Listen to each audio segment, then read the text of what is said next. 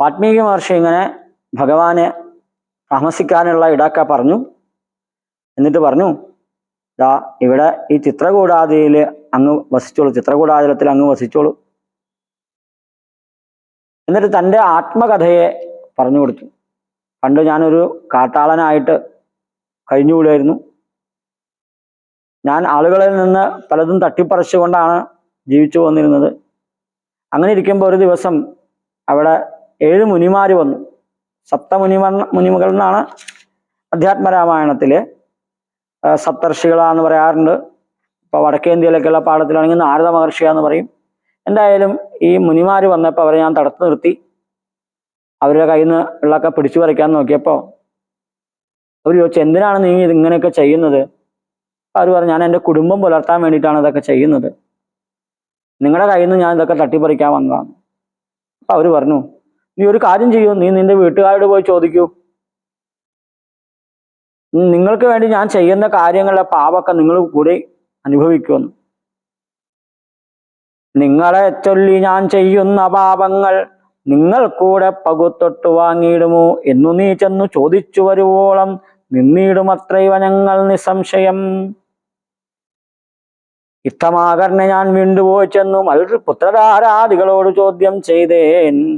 ദുഷ്കർമ്മ സഞ്ചയം ചെയ്തു ഞാൻ നിങ്ങളെയൊക്കെ ഭരിച്ചു കൊള്ളുന്നു ദിനം പ്രതി. തൽഫലമൊട്ടൊട്ടു നിങ്ങൾ വാങ്ങിയിടുമോ? പാപമൊക്കെ ഞാൻ ഭുജിക്കുന്നു. സത്യം പറയണമെന്ന് ഞാൻ ചൊന്നതിനുത്തരം ആ ഉത്തരമായി അവർ എന്നോട് ചൊല്ലിനാൻ, നിത്യവും ചെയ്യുന്ന കർമ്മ ഗണഫലം കർത്താവണിഞ്ഞു മറ്റൊന്യൻ ഭുജിക്കുമോ? താൻ നിരന്തരം ചെയ്യുന്ന കർമ്മങ്ങൾ താൻ അനുഭവിച്ചിടുകന്നേ വരൂ. ഇത് വളരെ പ്രസിദ്ധമായിട്ടുള്ള 2 വരികളാണ്. താൻ നിരന്തരം ചെയ്യുന്ന കർമ്മങ്ങൾ താൻ അനുഭവിച്ചിടും. നമ്മൾ ഓരോരുത്തരും ചെയ്യുന്ന കർമ്മങ്ങളുടെ ഫലം വേറെ ആളല്ല അനുഭവിക്കാൻ, നമ്മൾ തന്നെയായി. ഇത് ആ വാൽമീകി മഹർഷിയുടെ പൂർവാശ്രമത്തിൽ രത്നാകരൻ എന്ന് പറഞ്ഞ കൊള്ളക്കാരനായ സമയത്ത് അദ്ദേഹം ആ സപ്തമുനികളുടെ അഭിപ്രായം അറിഞ്ഞ് വീട്ടിൽ പോയി ചോദിച്ചപ്പോൾ ഭാര്യയും മക്കളും അച്ഛനും അമ്മയൊക്കെ പറഞ്ഞു. അവരോട് ചോദിച്ചു, ഞാൻ ചെയ്യുന്ന ഈ ദുഷ്ടത്തരത്തിന്റെ ഫലം നിങ്ങൾ അനുഭവിക്കുക വെച്ചപ്പോൾ അവർ പറഞ്ഞു, അതില്ല, അങ്ങയുടെ ഉത്തരവാദിത്തമാണ് ഞങ്ങളെ നോക്കുക എന്നുള്ളത്. അങ്ങ് തോന്നിയാസം ചെയ്താൽ അതിന്റെ ഫലം അങ്ങ് തന്നെ അനുഭവിക്കേണ്ടി വരും എന്ന് പറഞ്ഞു. ഇത് കേട്ടപ്പോൾ എനിക്ക് ബോധോദയം ഉണ്ടായി.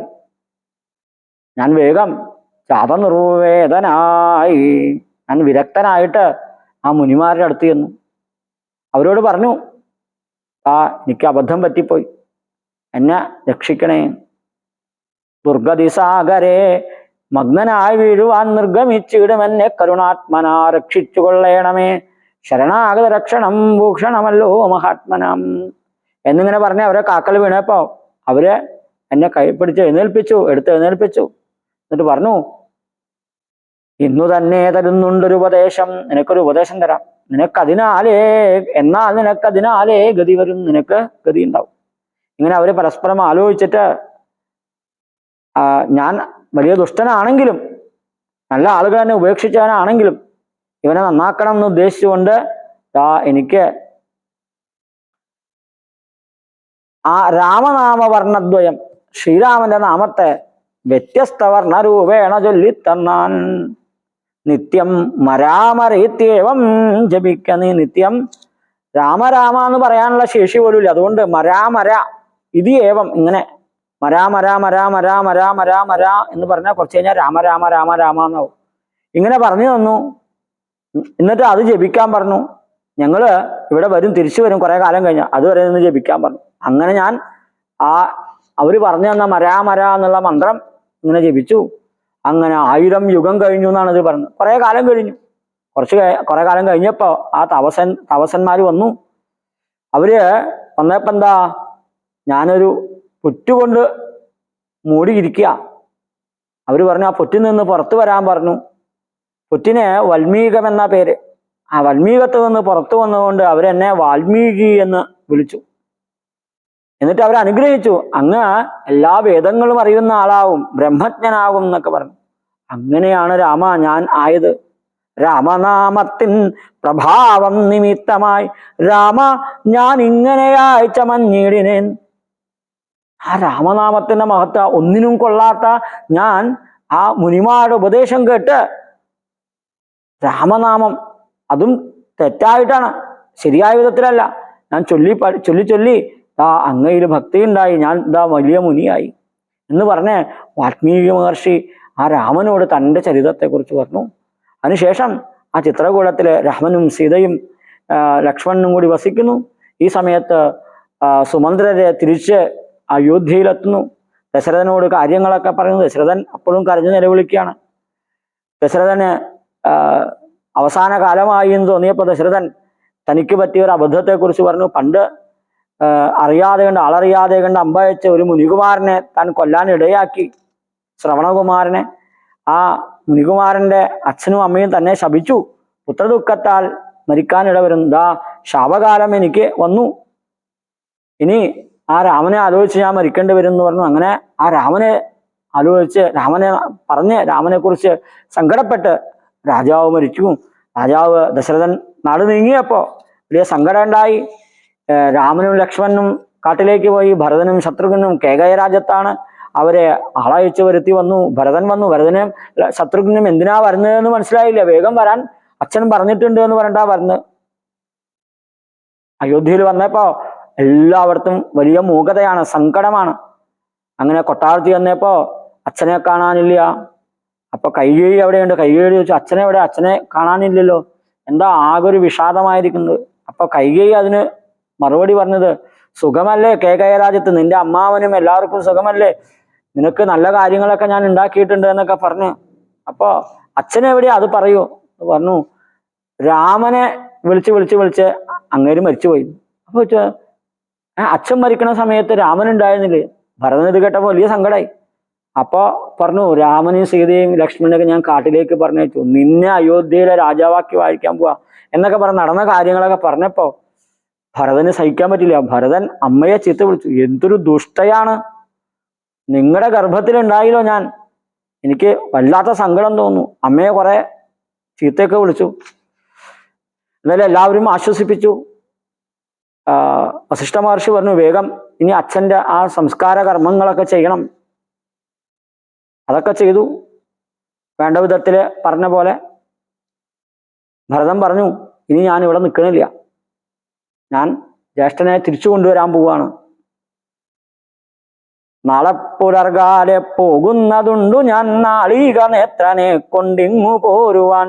ഞാനും ഭവാനും അരുന്ധതി ദേവിയും നാനാപുരവാസികളും അമാത്യരും. ഈ ഭാഗം പണ്ട് സ്കൂളിലൊക്കെ പാഠഭാഗത്ത് പഠിക്കാനുണ്ടായി. അങ്ങനെ ഭരതൻ ജ്യേഷ്ഠനെ കൊണ്ടുവരാനായിട്ട് വലിയ സൈന്യസമേതം കൂടി ആ ചിത്രകൂടത്തിലേക്ക് പോയി. അങ്ങനെ ചിത്രകൂടത്തിലേക്ക് ആദ്യം പോയി ഗുഹനെ കണ്ടു. ഗുഹൻ ഭരതനും കൂട്ടനും വരുന്നുണ്ട് എന്ന് കണ്ടപ്പോൾ ആദ്യം കുറച്ച് ഭയപ്പെട്ടു. കാരണം ഈ വലിയ സേനയോടുകൂടി വരുന്നത് രാമനെയും ലക്ഷ്മണനെയും വകവരുത്താൻ വേണ്ടിയിട്ടാണോ, ഇനി അതല്ല വേറെന്തെങ്കിലും നല്ല കാര്യത്തിനാണോ എന്ന് ആദ്യം മനസ്സിലായില്ല. എന്തായാലും കണ്ട് സംസാരിച്ചപ്പോൾ മനസ്സിലായി, ഈ ഭരതൻ ലക്ഷ്മണനേക്കാൾ ശ്രേഷ്ഠനായുള്ള ഭക്തനാണ്. ശ്രീരാമനെ ഇങ്ങനെ ഭജിക്കുന്ന ആൾ വേറെ ഉണ്ടാവില്ല. നടന്ന കാര്യങ്ങളൊക്കെ ഗുഹൻ പറഞ്ഞു. അപ്പോൾ പറഞ്ഞു, ഞങ്ങളെ ഗംഗ കടത്തി തരണമെന്ന്. ഇവിടുത്തെ രാമായണത്തിൽ 500 തോണികളൊക്കെ കൊണ്ടുവന്ന് ഇവരെല്ലാവരെയും ആ ഗംഗ കടത്തി, വലിയ സൈന്യത്തെ ഗംഗ കടത്തി. അങ്ങനെ ഇവര് ഭരദ്വാജ മഹർഷിയുടെ ആശ്രമത്തിൽ ചെന്നു. ഏത് വഴിയാണോ രാമൻ പോയത് ആ വഴിയൊക്കെ സഞ്ചരിച്ചു. അവിടെ നിന്ന് വാൽമീകി മഹർഷിയുടെ ആശ്രമത്തിൽ ഇങ്ങനെ അന്വേഷിച്ച് ആ രാമൻ വസിക്കുന്ന ചിത്രകൂടാചലത്തിൽ എത്തി. അകലെ നിന്ന് തന്നെ രാമന്റെ ആശ്രമത്തെ കണ്ടു. അപ്പൊ ലക്ഷ്മണന് സംശയം ഉണ്ടായിത്രേ, ഭരതനും കൂട്ടരും വരുന്നത് ആക്രമിക്കാനാണോ. ആദ്യം സംശയിച്ചെങ്കിലും പിന്നീട് മനസ്സിലായി അങ്ങനെയല്ലാന്ന്. ഭരതന്റെ ഭക്തിയെ മനസ്സിലായി. പിന്നീട് ഭരതനും രാമനും കൂടി സംസാരിക്കുന്നു. അപ്പോഴാണ് അച്ഛൻ മരിച്ച വിവരം അറിയുന്നത്. വലിയ സങ്കടമായി രാമന്. എല്ലാവരും ചേർന്ന് വീണ്ടും ആ കാട്ടിലെ ഉദകക്രിയ കാര്യങ്ങളൊക്കെ ചെയ്തു രാമന്റെ നേതൃത്വത്തിൽ. രാമൻ പറഞ്ഞു, ഇനി തിരിച്ചു പോകാൻ പറഞ്ഞപ്പോ ഭരതൻ പറഞ്ഞു, അത് പറ്റില്ല, ഞാൻ ജ്യേഷ്ഠനെ തിരിച്ചു കൊണ്ടുപോകാനാ വന്നത്. ഇനി വേണമെങ്കിൽ ഒരു കാര്യം ചെയ്യാം, ചേട്ടന് വേണ്ടി ഞാൻ 14 കൊല്ലം കാട്ടിലിരിക്കാം, ചേട്ടൻ പോയി രാജ്യം ഭരിക്കും. അപ്പോൾ രാമൻ പറഞ്ഞു, അത് ശരിയാവില്ല, കാട് നോക്കാൻ എന്നെ ഏൽപ്പിച്ചിരിക്കുന്നു, എന്നെ രാജ്യം ഭരിക്കാനാ. എന്തു പറഞ്ഞിട്ടും ഭരതൻ കൂട്ടാക്കുന്നില്ല എന്ന് പറഞ്ഞപ്പോ മനസ്സിലായപ്പോ വേഗം ഭഗവാൻ വസിഷ്ഠ മഹർഷിയെ നോക്കി ഭരതന് വേണ്ട ഉപദേശം കൊടുക്കൂ എന്നുള്ള മട്ടില്. അപ്പൊ വസിഷ്ഠ മഹർഷി പറഞ്ഞു, ആരാ രാമൻ? രാമനാകുന്നതു സാക്ഷാൽ രാമനാകുന്നതു നാരായണൻ പരൻ, താമരസോത്ഭവനർത്തിക്ക കാരണം, ഭൂമിയിൽ സൂര്യകുലത്തിൽ അയോധ്യയിൽ ഭൂമിപാലാത്മജനായി പിറന്നിതു. രാവണനെ കൊന്നു ധർമ്മത്തെ രക്ഷിച്ചു ദേവകളെ പരിപാലിച്ചു കൊള്ളുവാൻ. രാമൻ ആരാണ്? സാക്ഷാൽ നാരായണനാണ്.